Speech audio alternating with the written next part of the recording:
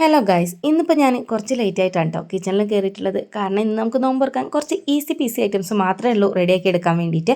അപ്പോൾ ആദ്യം തന്നെ ഇതാ പഴമൊക്കെ ഒന്ന് പുഴുങ്ങാൻ വേണ്ടിയിട്ട് സെറ്റാക്കി എടുക്കുന്നുണ്ട്. ഇന്ന് ഞാൻ ഉന്നക്കായി ആണ് കേട്ടോ റെഡിയാക്കി എടുക്കുന്നത്. ഇവിടെ മധുരമുള്ള ഐറ്റംസ് ആർക്കും വലിയ താല്പര്യമില്ല, എന്നാലും റെഡിയാക്കി എടുക്കണമല്ലോ. അപ്പോൾ ഇന്ന് കറിക്കായിട്ട് ഇതാ കുഞ്ഞാക്ക ഈവനിങ് ആയപ്പോൾ കുറച്ച് ബോട്ടിയും അതുപോലെ കുറച്ച് ബീഫും കൊണ്ടുവന്നിട്ടുണ്ടായിരുന്നു. ബീഫ് ഞാൻ നാളത്തേക്ക് മാറ്റി വെച്ചു. നല്ല ഫ്രഷ് ബോട്ടി ആയതുകൊണ്ട് ഇന്ന് തന്നെ റെഡിയാക്കി എടുക്കാമെന്ന് വിചാരിച്ചു. ഇതിൻ്റെ ഇടയിൽ നമ്മുടെ പഴമൊക്കെ പുഴുങ്ങി സെറ്റായിട്ട് വന്നിട്ടുണ്ട്. ചൂടോടുകൂടി അതൊക്കെ ഒന്ന് ഉടച്ചെടുക്കാം കേട്ടോ. എന്നാലേ ഉള്ളൂ നമ്മുടെ ഉന്നക്കായിലേക്ക് കറക്റ്റ് പരിവായിട്ട് കിട്ടുള്ളൂ. ഇനിയിപ്പോൾ തേങ്ങയും കൂടി ഒന്ന് പൊട്ടിച്ചെടുക്കണം. അപ്പോൾ ആദ്യമൊക്കെ തേങ്ങ പൊട്ടിച്ചെടുക്കുമ്പോൾ അതിൻ്റെ വെള്ളം ഞാൻ തന്നെയായിരുന്നു കേട്ടോ കുടിക്കാറുള്ളത്. ഇപ്പോൾ നോമ്പായത് കാരണം കുട്ടിയൊക്കെ എടുത്തു കൊടുത്തു. ഇനിയിപ്പോൾ ഇതാ ഈ ഒരു ബോട്ടി ഒന്ന് വേവിക്കാൻ വെക്കട്ടെ. ഉപ്പ് കുരുമുളക് പൊടി മാത്രം ഇട്ടിട്ടാണ് കേട്ടോ വേവിക്കാൻ വേണ്ടി വെക്കുന്നത്. മഞ്ഞൾപ്പൊടിയും ചേർത്ത് കൊടുത്തിട്ടുണ്ട്. ഒപ്പം ഒരു സ്പൂണും കൂടി വെച്ച് കൊടുത്തിട്ടുണ്ട് തിളച്ച് പോകാതിരിക്കാൻ വേണ്ടിയിട്ട്. ഇനി ഇതാ ഉന്നക്കായിലേക്കുള്ള ഫില്ലിങ് റെഡിയാക്കി എടുക്കുക.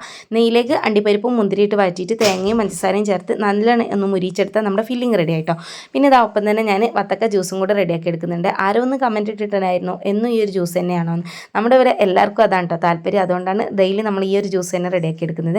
ഇനിയിപ്പോൾ ഉന്നക്കായിൻ്റെ പഴം കുറച്ചധികം വെന്ത് പോയതുകൊണ്ട് നമുക്ക് റെഡിയാക്കി എടുക്കാൻ വേണ്ടിയിട്ട് കുറച്ച് പാട് വിട്ടിട്ടുണ്ടായിരുന്നു. എന്നാലും ഞാനൊരു ഷേപ്പൊക്കെ ആക്കി എടുത്തിട്ടുണ്ട്. ഇനി ഇതാ ബോട്ടി ഒന്ന് റോസ്റ്റ് ആക്കി എടുക്കാണ്ട് സവാളയും തക്കാളിയൊക്കെ ഒന്ന് കട്ടാക്കി എടുക്കുന്നുണ്ട്. വേഗം അതും കൂടി റെഡിയാക്കി എടുത്താൽ ഇന്ന് നമ്മൾ ഇതിലേക്ക് കോമ്പിനേഷനായിട്ട് ചപ്പാത്തിയാണ് റെഡിയാക്കി എടുക്കുന്നത്.